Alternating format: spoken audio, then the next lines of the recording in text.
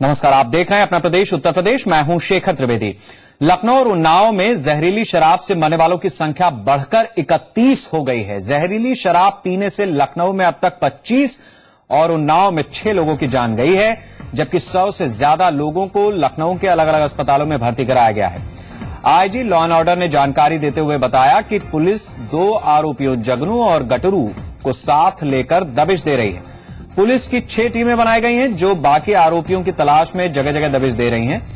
Police ने शराब के 70 पाउच बरामद किए हैं जिन्हें जांच के लिए भेजा गया है। एक वैन भी बरामद की गई है। इसके साथ ही उन्होंने बताया कि 6 जिलों के जिलाधिकारियों को कार्रवाई के लिए लिखा गया है, जिसमें पिछले मामलों की इंटेलिजेंस जांच की बात कही गई है। साथ ही पिछले मामलों को जल्द निपटाने और दोषियों के खिलाफ एनएसए और गैंगस्टर एक्ट के तहत कार्रवाई की बात कही गई।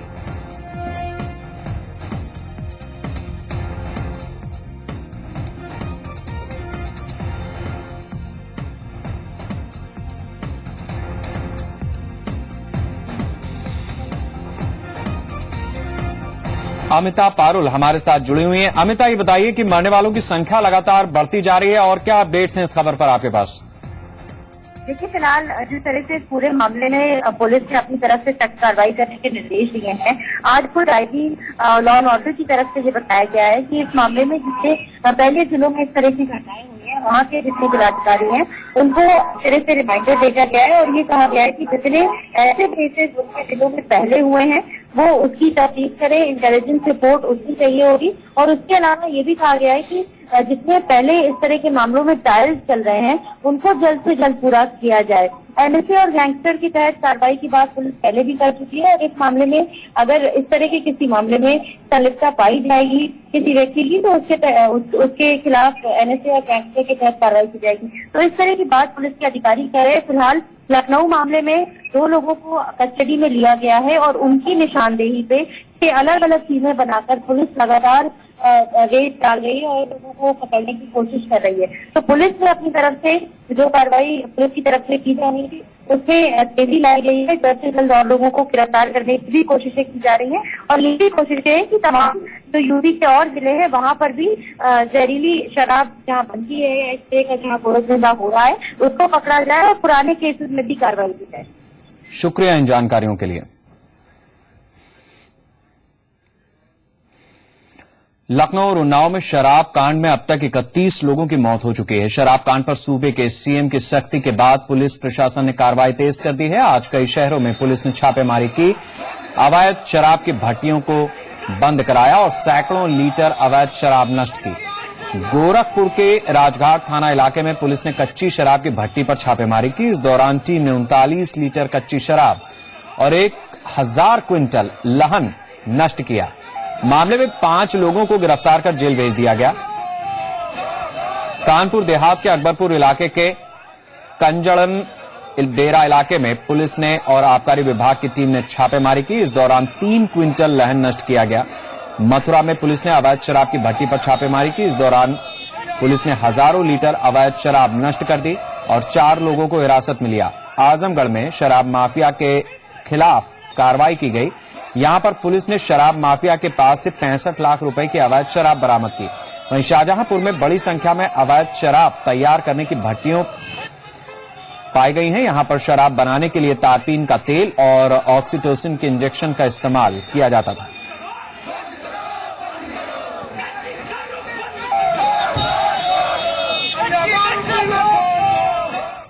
लखनऊ में जहरीली शराब के मामले में सूत्रों के मुताबिक मिथाइल अल्कोहल के इस्तेमाल की आशंका जताई जा रही है। मिथाइल अल्कोहल एक विषैला रसायन है।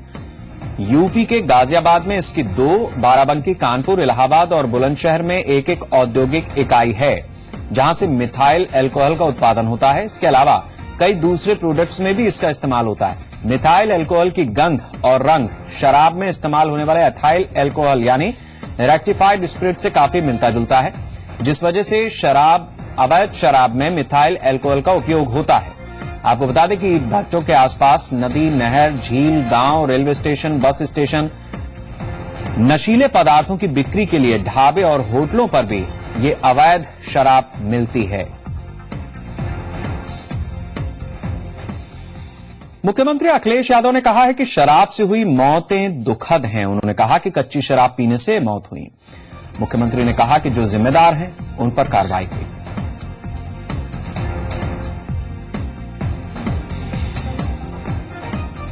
बहुत दुखद बात है और कई लोगों की शराब जो कच्ची बनाते हैं उसके पीने से मृत्यु हुई है।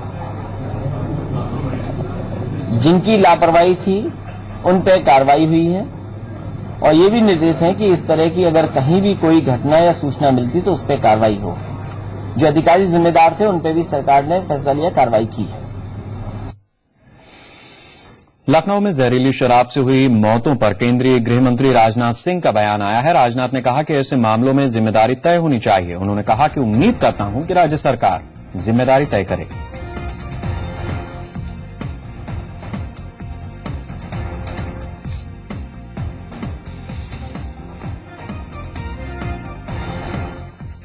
सरकार से अपेक्षा करता हूं कि इसमें जिम्मेदारी तय की जानी चाहिए, रिस्पांसिबिलिटी फिक्स करनी चाहिए कि इस प्रकार की जो मौतें हुई हैं लोगों के लिए, इसके लिए जिम्मेदार कौन है। जहरीली शराब से हुई 31 लोगों की मौत की घटना के बाद यूपी के आबकारी दफ्तर में सन्नाटा पसरा हुआ है। इस मामले में अब तक लखनऊ जोन के 21 अधिकारी और कर्मचारी निलंबित हो चुके हैं, जिसमें संयुक्त आबकारी आयुक्त से लेकर कांस्टेबल तक शामिल हैं। लखनऊ स्थित आबकारी मुख्यालय का जायजा लिया अवनीश विद्यार्थी ने। उत्तर प्रदेश की राजधानी लखनऊ में जहरीली शराब से हुए मौत के आंकड़े लगातार बढ़ते जा रहे हैं। आंकड़े 2 दर्जन की सीमा को पार कर गए हैं और लगातार जिस तरीके से खबर आ रही है अस्पतालों से, बीमार लोग गंभीर हालत में पहुंचते जा रहे हैं। कई सारे लोग वेंटिलेटर्स पे हैं, कई सारों की जो स्थिति है वो काफी गंभीर है। ऐसे में आबकारी विभाग का हालचाल लेने के लिए हम यहाँ आबकारी विभाग के मुख्यालय में पहुंचे हैं। कमिश्नर का कमरा है जो यहाँ नहीं मौजूद है। बताया जा रहा है कि वो शासन में गए हुए हैं, उनका कमरा इस वक्त खाली है और मेरी उनसे फोन पर भी बातचीत हुई। उनका कहना है कि उनको मालूम नहीं कि वो कब तक अपने कार्यालय में लौटेंगे। एक पूरा माहौल अगर कहें उत्तर प्रदेश में, खासतौर पर राजधानी लखनऊ में इस घटना के बाद सन्नाटा सा पसरा हुआ है इस आबकारी विभाग के कार्यालय में, जहां पर कुछ दिनों पहले चहलकदमी देखी जाती थी। तमाम अधिकारी, ठेकेदार, सप्लायर आपको यहाँ नजर आते होंगे। ये कमरा लाल बहादुर यादव जो यहाँ पर जिला आबकारी अधिकारी थे, उनका जो कमरा भी आज जो है खाली पूरी तरीके से दिखाई दे रहा है, क्योंकि इनको भी सस्पेंड कर दिया गया है इस पूरे मामले में। इसके अलावा कई और अधिकारियों पर गाजगिरी है। 28 से ज्यादा मौतों का आंकड़ा जो है वो सरकार पुष्ट कर रही है। साथ ही साथ 21 से ज्यादा अधिकारी आबकारी विभाग के निलंबित कर दिए गए हैं। कल इस पूरे मामले में लखनऊ के जिला आबकारी अधिकारी, इसके अलावा एडिशनल कमिश्नर प्रवर्तन, उनको निलंबित किया गया था। कई सारे निरीक्षक और कांस्टेबल और हेड कांस्टेबल स्तर के कर्मचारी और अधिकारियों को निलंबित किया गया था। आज जो है कार्रवाई आगे बढ़ी है। उन्नाव के जिला आबकारी अधिकारी को निलंबित कर दिया गया है। लखनऊ के ज्वाइंट कमिश्नर जो थे आबकारी विभाग के, उनको निलंबित कर दिया गया है और माना जा रहा है कुछ और भी बड़े अधिकारियों पर कार्रवाई हो सकती है, क्योंकि सरकार के नाक के नीचे ये घटना हुई थी। इस तरह की घटना राजधानी में होगी तो सरकार की छवि पर सीधे सवाल उठेगा। ऐसे में सबसे बड़ा सवाल यह है कि क्या मुख्यमंत्री अखिलेश यादव कुछ और भी शासन में बैठे हुए अधिकारियों पर इस मामले में कार्रवाई करेंगे। जो आपराधिक मुकदमा दर्ज हुआ है, क्या उसमें धारा 302 बढ़ाई जाएगी, क्योंकि सीधे तौर पर आपराधिक कृत्य था और इतने सारे लोगों को मौत के मुंह में ले जाने के लिए जिम्मेदार लोगों पर कठोर कार्रवाई होनी चाहिए। कैमरामैन दिवाकर के साथ अवनीश विद्यार्थी, जी मीडिया, लखनऊ। उन्नाव में जहरीली शराब से लोगों की मौत के बाद उन्नाव की डीएम सौम्या अग्रवाल ने ग्रामीणों से कच्ची शराब न पीने की अपील की है। हजनगंज थाना क्षेत्र के कई गांवों में डीएम ने लोगों को हिदायत दी। आज ये सूचना मिली है कि ये मलिहाबाद क्षेत्र में कोई गांव है, जहां से कुछ लोग कुछ प्राप्त सूचना के अनुसार शराब पी के आए थे, जिसमें अभी इसमें पीएम कराया जा रहा है। लेकिन प्रथम दृष्टया जैसे लोग बता रहे हैं कि इनकी जहरीली शराब पीने से मृत्यु हुई है। इसमें पीएम कराया जा रहा है। 2 लोगों की भी मृत्यु की सूचना है और एक अभी बताया कि ट्रामा सेंटर में डेथ हुई है, जिसको सत्यापित किया जा रहा है और कार्रवाई की जा रही है। लखनऊ में जहरीली शराब से हुई मौत के बाद पूरे प्रदेश में अलर्ट घोषित कर दिया गया है। गाजीपुर में जिला प्रशासन ने आबकारी विभाग को अलर्ट रहने की हिदायत दी है। वहीं पुलिस विभाग की ओर से भी तमाम पुलिस अधिकारियों को निर्देश जारी कर दिए गए हैं।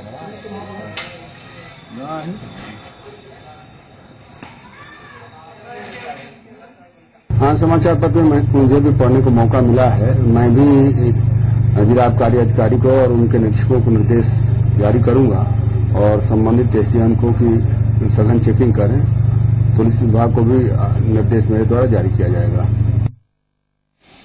उन्नाव में गंगा नदी के किनारे परियर घाट पर सैकड़ों शव मिले हैं। सभी शव खुले में पड़े हैं, जिन्हें आवारा कुत्ते और पक्षी खा रहे हैं। इस वजह से स्थानीय निवासी और किसानों को काफी दिक्कतों का सामना करना पड़ा है। दरअसल परियर घाट के पास खेती करने वाले किसानों पर आवारा कुत्ते जब तब हमला कर देते हैं। साथ ही सिंचाई के लिए भी किसान इस गंदगी की वजह से नदी का पानी इस्तेमाल नहीं कर पा रहे। वहीं स्थानीय निवासियों के मुताबिक शवों के सड़ने से नदी का पानी प्रदूषित हो रहा है। लोगों का आरोप है कि संबंधित अफसरों को पूरे मामले की जानकारी होने के बावजूद कोई कार्रवाई नहीं की गई। आपको बता दें कि ये सभी शव गंगा में बहाए गए थे, जो पानी कम होने पर दिखाई दिए।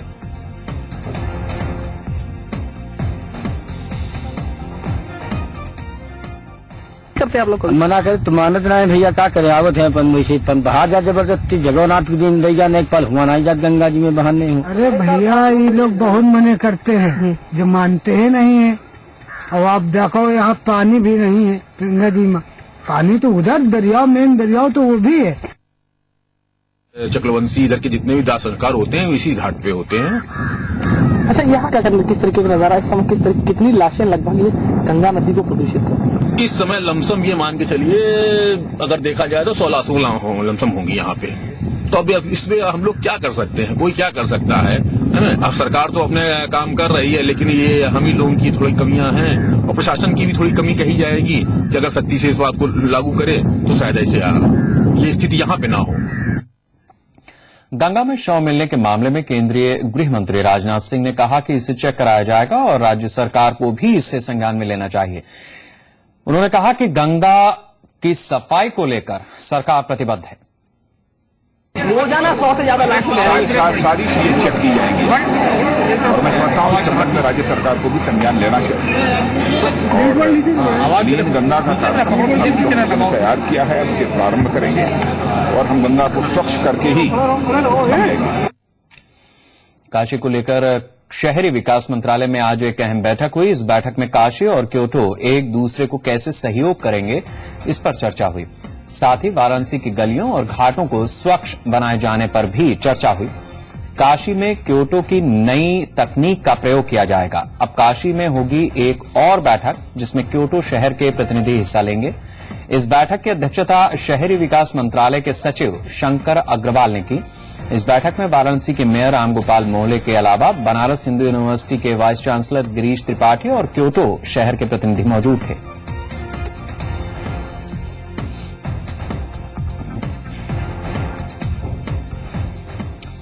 सरकार दिल्ली में पानी की किल्लत खत्म करने के लिए रिवर लिंकिंग की योजना पर विचार कर रही है। इसके तहत सरकार यमुना और शारदा नदी आपस में जोड़ेगी। एनडीए की सरकार में नदियों को जोड़ने की करीब 30 योजनाएं बनाई गई थीं। यमुना और शारदा नदियों का लिंकिंग प्रोजेक्ट 31वीं ऐसी योजना है जिस पर मौजूदा सरकार काम कर रही है। शारदा नदी नेपाल से होते हुए भारत आती है। अगर इस नदी को यमुना से जोड़ दिया जाता है तो इससे दिल्ली में न सिर्फ पीने के पानी की किल्लत खत्म होगी बल्कि यमुना में प्रवाह बढ़ेगा। इस योजना के लिए 3 बांध बनाने पर सरकार विचार कर रही है। इनमें से उत्तराखंड के रेणुका में एक बांध बनाने की बात कही जा रही है। इसके लिए संबंधित राज्यों से सरकारों ने बात की है।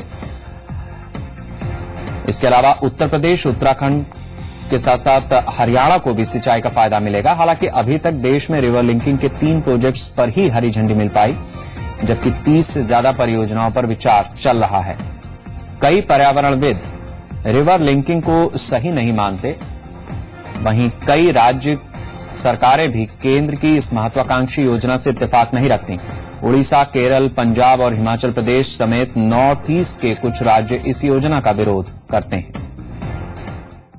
कांग्रेस अध्यक्ष सोनिया गांधी की अध्यक्षता में आज कांग्रेस कार्यसमिति की अहम बैठक हुई। बैठक में लोकसभा चुनाव में मिली हार के लिए कांग्रेस उपाध्यक्ष राहुल गांधी ने पार्टी के बड़े नेताओं पर जमकर हमला बोला।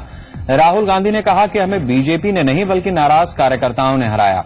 उन्होंने बड़े नेताओं पर भी निशाना साधते हुए कहा कि जिन्हें पार्टी ने बड़ी जिम्मेदारी दी उन्होंने नए लोगों को आगे बढ़ने नहीं दिया। मंत्री बनने के बाद हमारे नेता अपने कार्यकर्ता और जनता से दूर हो गए। कांग्रेस कार्यकारिणी की बैठक में राहुल गांधी की भूमिका पर कोई चर्चा नहीं हुई। गिरते जनाधार को रोकने और मोदी सरकार को घेरने के लिए सीडब्ल्यूसी की बैठक बुलाई गई थी।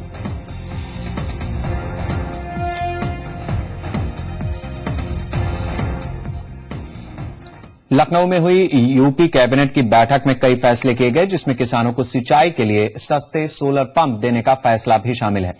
यूपी सरकार ने फैसला लिया है कि किसानों को 5000 सोलर पंप दिए जाएंगे। लखनऊ के स्पोर्ट्स कॉलेज में 168 करोड़ की लागत से वेलोड्रोम बनाया जाएगा। मैनपुरी में पक्षी विहार परियोजना को मंजूरी मिली है। सैफई में स्टेडियम की सुविधाएं और बढ़ाई जाएंगी। वाराणसी में आयुर्वेदिक चिकित्सालय के भवन का निर्माण होगा। यूपी होमगार्ड सेवा नियमावली में संशोधन को भी मंजूरी मिली है।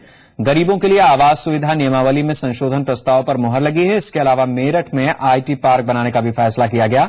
साथ ही ग्रामीण बस सेवा में 25% किराए में कटौती की गई है। लोगों को समय से बस सेवा उपलब्ध हो, इसके लिए 1500 नई बसें खरीदी जाएंगी। नई आवंटन नीति पर कैबिनेट की सहमति बनी है। जेएनएन यूआरएम में निदेशालय की संरचना परिवर्तन का प्रस्ताव भी पास हुआ। वहीं यूपीपीसीएल के एमडी पद का कार्यकाल बढ़ाया गया है। अब एमडी के रिटायरमेंट की उम्र 64 साल कर दी गई है। कैबिनेट में डिटेल में कई चीजें निकल के आई हैं जो कैबिनेट ने फैसला लिया है। मेरठ में आईटी पार्क बनेगा, इसलिए लखनऊ में वेलोड्रोम बनेगा। पक्षी विहार में मैनपुरी में जिसकी जमीन लेनी थी, उसकी किसानों से जमीन लेने के लिए जो पैसा है वो जमीन लेकर के मुआवजा किसानों को देकर के उसके बाद पक्षी विहार बनेगा। लोहिया बस सर्विस के माध्यम से उन गरीब किसान गांव में रहने वालों को यातायात की सुविधा देने का काम भी सरकार की तरफ से फैसला लिया गया है। सोलर पंप जो पिछली बार दिए गए थे, उसका बहुत अच्छा किसानों ने माना उसको। कई बार सोलर पंप सिंचाई के लिए भी इस्तेमाल कर रहे हैं और उसके पैनलों को पंखा चलाने के लिए और बल्ब लगाने के लिए, एलईडी बल्ब जलाने के लिए भी इस्तेमाल कर रहे हैं। यूपी पुलिस की जवाबदेही बढ़ाने की दिशा में सूबे के डीजीपी ने एक नई पहल की है। प्रदेश के सभी 1512 थानों में सीसीटीवी कैमरे लगेंगे, जिसमें थानेदारों की मनमानी पर रोक लगेगी और वरिष्ठ अधिकारी थानों पर निगाह रख सकेंगे। इसके लिए एडीजी टेक्निकल और आईजी लॉ एंड ऑर्डर को नोडल ऑफिसर बनाया गया है। इसके लिए करीब 12 करोड़ का प्रस्ताव तैयार किया गया है।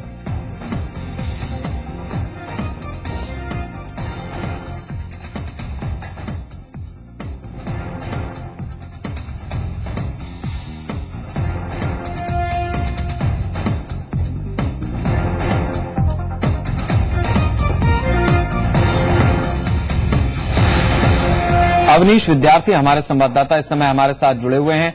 अवनीश, मैं आपसे जानना चाहूंगा कि लॉ एंड ऑर्डर पर हमेशा सरकार पर सवाल उठते रहे, ये शायद एक बड़ी पहल हो सकती है बशर्ते अंजाम तक पहुंचे। बिल्कुल ठीक कह रहे हैं आप। कानून व्यवस्था की फ्रंट पर हमेशा से पुलिस प्रशासन के भी अधिकारी और शासन के भी आला अधिकारी निशाने पर रहे, और जब भी जो है कानून व्यवस्था की बात सामने आई, कुछ इसी तरीके के ढांचे की बात, कुछ इसी तरीके के प्रशासनिक बदलाव की बात सरकार की ओर से या प्रशासनिक अधिकारियों की ओर से कह दी जाती है, लेकिन जमीनी हकीकत जो है बिल्कुल अलग होती है। योजनाएं बनाई जाती है लेकिन जमीन तक नहीं उतरती। अब ये देखा जाएगा कि जो नए डीजीपी जो कुछ भी ऐलान कर रहे हैं वो कितना जो है वो साकार हो पाएगा, जमीनी हकीकत उसकी क्या होगी ये देखना होगा। उसके बाद ही इसकी समीक्षा हो पाएगी कि किस तरीके की परिस्थितियों में इस तरह के निर्देश दिए गए और उनका कितना अनुपालन हुआ।